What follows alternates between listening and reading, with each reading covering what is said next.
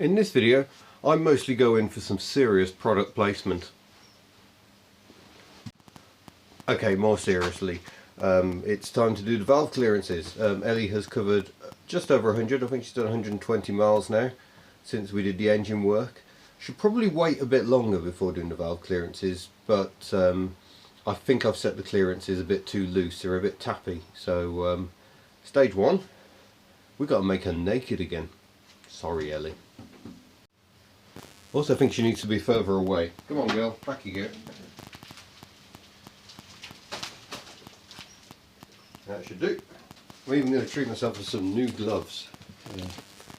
These grippers gloves can still get sliced, but they do last a lot longer than the black nitrile gloves I've got. Right then, we start. I've got you in a stand, by the way. Are you liking this? I mean, obviously you can still move around with me, but yeah, this is progress. First we have to remove these side panels. They're held by little 8mm headed nuts and bolts, 2 on the back and 1 there.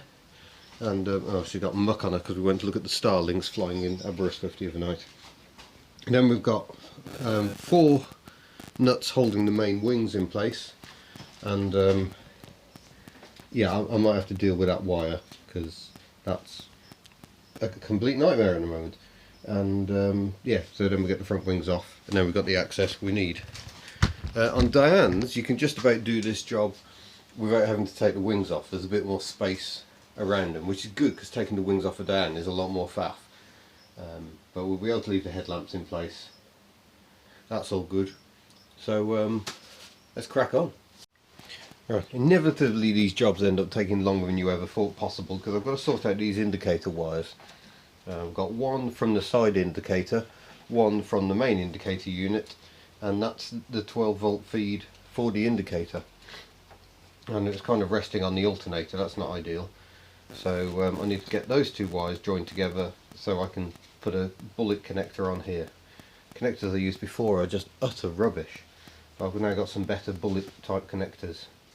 So we'll employ those, I think. This is a good example of why a quick job is never a quick job, because I shouldn't be having to do this, but that's something I bodged together when I put it back on the road last year and still haven't sorted out, so it's all my own fault. This happens often. Oh, also, I've got this little Ring LED lamp on test. It's about 40 quid worth. It's phenomenally bright. It's appeared in reviews in the magazines I do, and the head pivots in various ways, and it's even got a torch built into the end. And yeah, very handy little device. Battery lasts a good 3 hours of constant use. It's got magnets all over the place, so it attaches in all kinds of places, and yeah, a very useful bit of kit. Right, there we go. Nice quick release bullet. Now fitted. So this wing can finally be removed. Haha! It's only taken me almost 2 years to do that. Not sure why I looked at my watch. I'm not even wearing a watch. I think the time has come to unveil my new toolkit. This Draper 75-piece toolkit costs £50 from Charlie's in Aberystwyth, and I couldn't really resist that, especially as it's got nice 6-sided sockets which hopefully avoid rounding. But yeah, I get fed up of losing all my tools, so I thought the best solution was buy more tools. I have a grand plan to put lots of little magnet strips in this box in the hope that if I ever kick it, the tools won't go flying everywhere. Let's see if I ever achieve that. Now I must confess, this was partly driven by necessity because the cheap Halford ratchet I have is rubbish. But these are marked CRV, so that's good for all the Honda fans out there. Right, I think we need a 19. Ooh, it's got a nice tight feeling ratchet, that's encouraging. Right, grab a few there. There. I'll have one down here.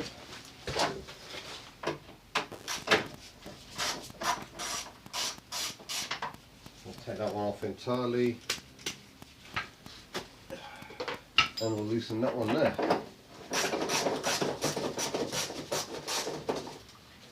And that, my friends, should be enough.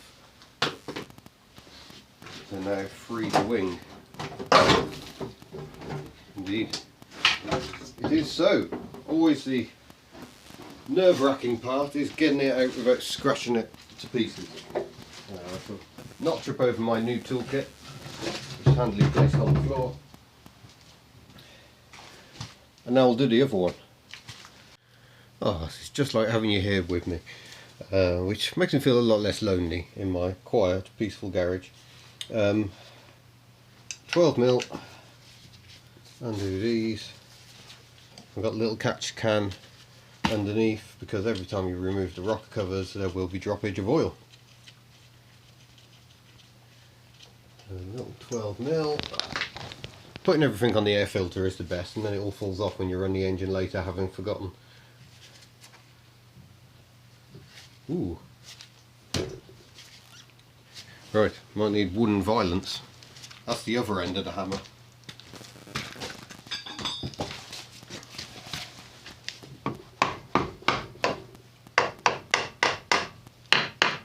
There we go.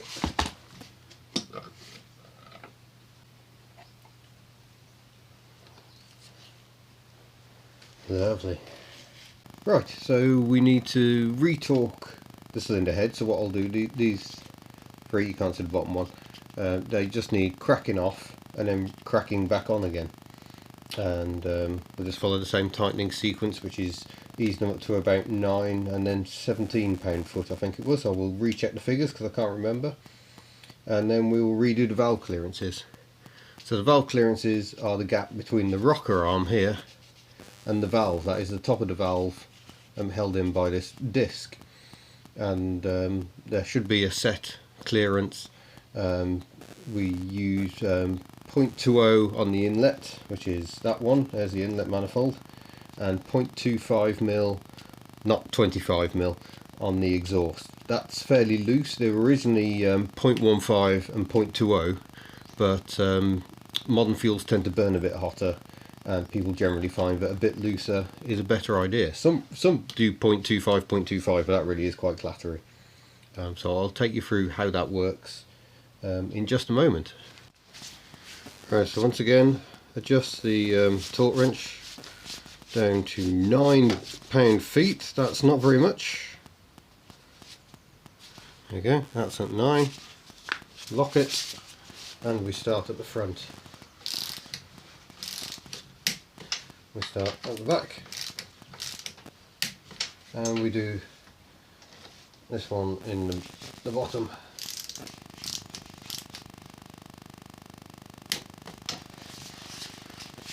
Then we adjust up to 17. That was this thrilling footage, isn't it? 16, 17. There. And we do that again.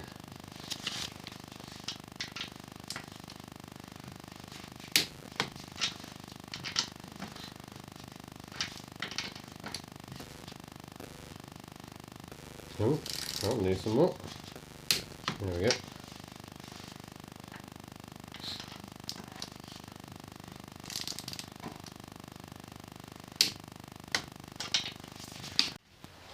Right in. So no need to go through my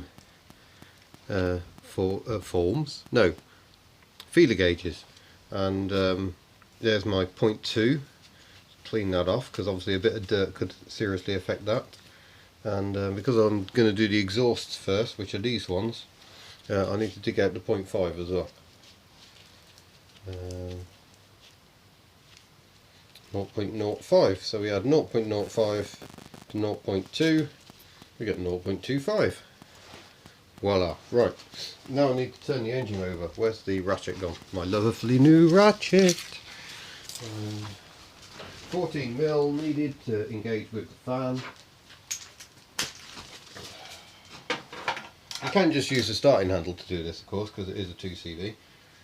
And this is where I realise I haven't got the other rocker cover off yet, so I can't actually see whether it's in or out. Idiot! Right, here's a tip picked up from my friend Ken Hanna. If you put a spanner on the 10mm lock nut, it exaggerates the movement of the valve. So we're going to turn the engine until, oh no, that one's not engaging. Why isn't that engaging? Oh, there we go. So we turn it until that valve goes all the way in, and I think that was about there, so I'm just going to back her up a bit to demonstrate. So that's the valve totally out, and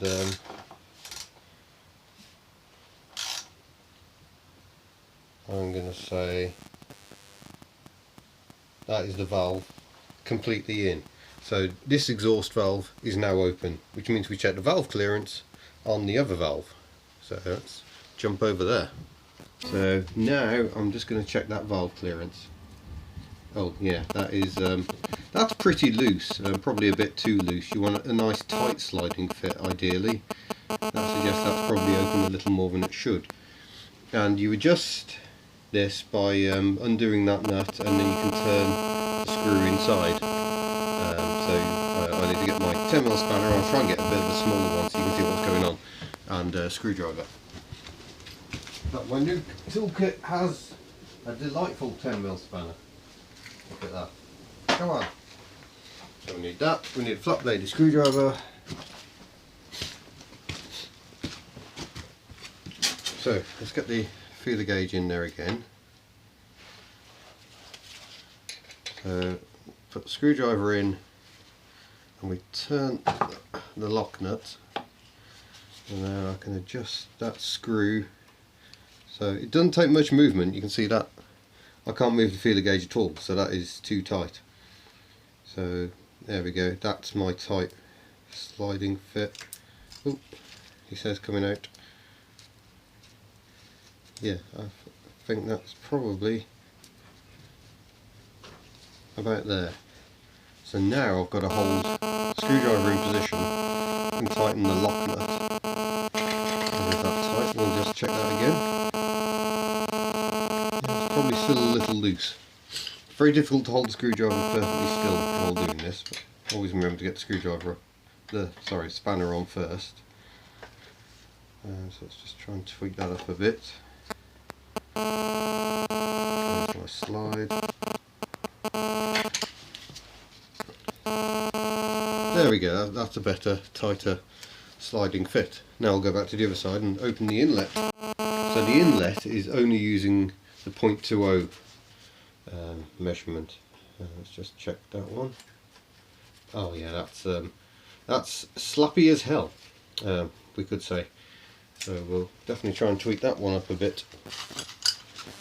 I think that's my sliding fit there. That was quite a lot of adjustment. And again, we'll get it locked down, and we'll check again. Oh, get the 0.5 out of the way. Yeah, still feels a little loose. Yeah, that's feeling a lot better. So now we just do the same on the other side. This makes me feel like this old Tony, where I have to gesticulate with just my hands. Right, so I've now done the valve clearances on both sides. Now going to put the valve covers back on, and I might just give a bit all the exhaust joints a bit of a check. She has been popping a bit on the overrun, and oh yeah, probably should take that out of there. Well, I've left my socket in there.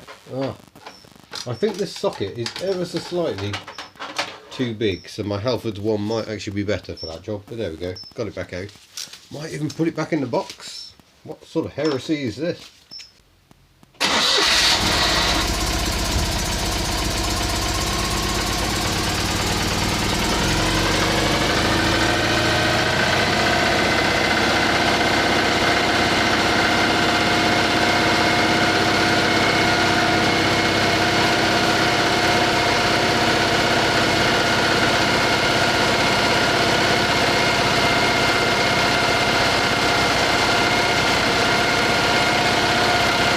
Sounds a lot quieter.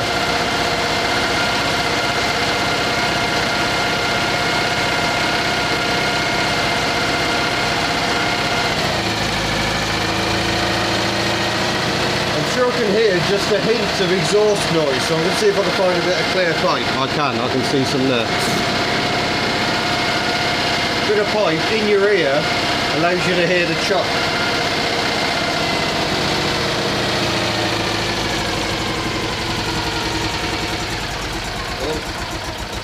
Too quick off the choke.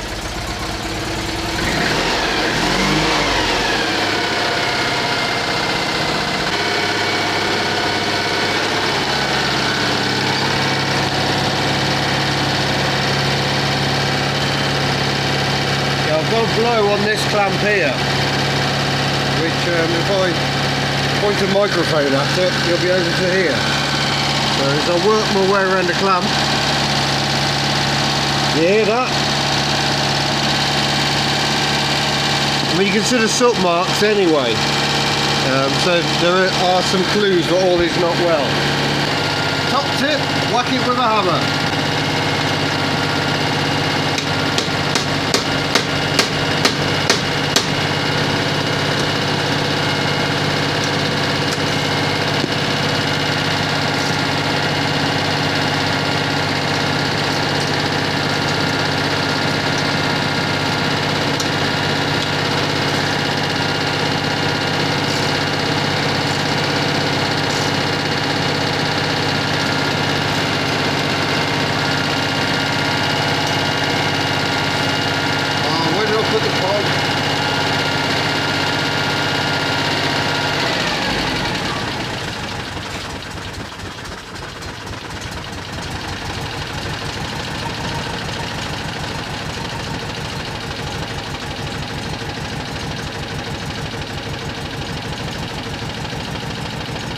Oh, that's definitely a bit better. So I can see oil leaking out here. So that's get the oil down.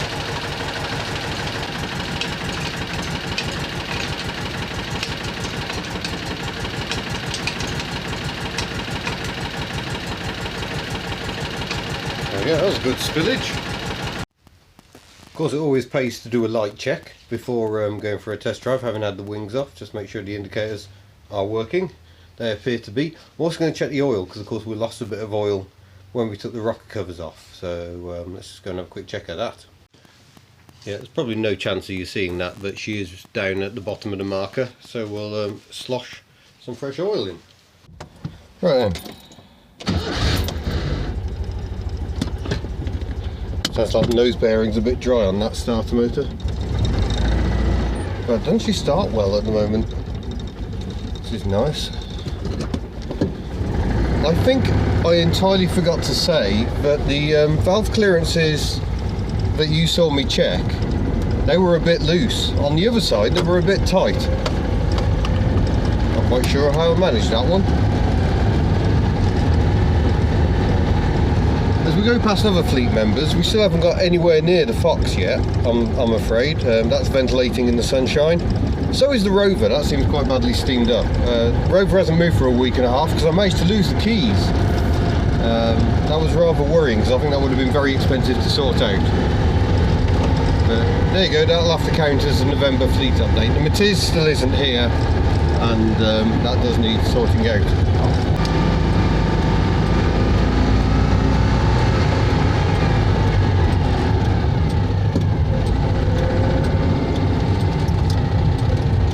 Still a bit of clatter because there's still generous gaps, but it isn't quite the rattle. It was going to be Simca-esque.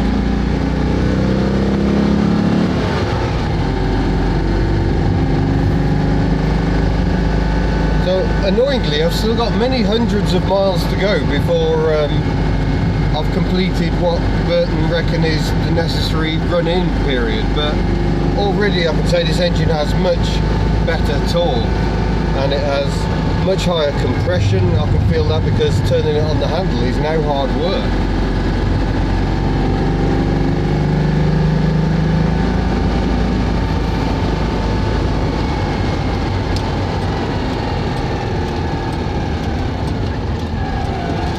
My friends, the Davis family.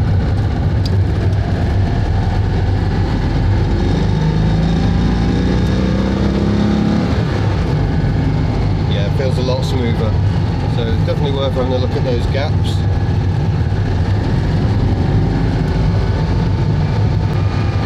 So there you go, that's it for this update. Thank you very much for watching. Don't forget to subscribe before you go. Thank you for your interest in the first video series, the 3 parts on rebuilding this 2CV engine. I found that hugely enjoyable as well. Many more videos to come on a great many motoring topics. Don't forget you can go to the Hub Nut store and buy all the merch I keep on mentioning. And I shall see you in a future video. Farewell.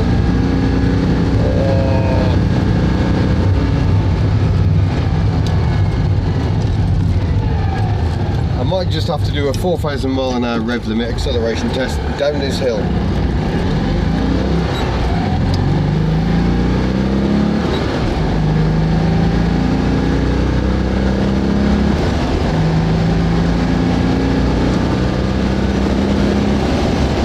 And that's 50 miles an hour.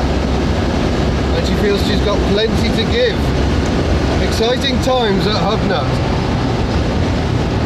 I suppose I better go.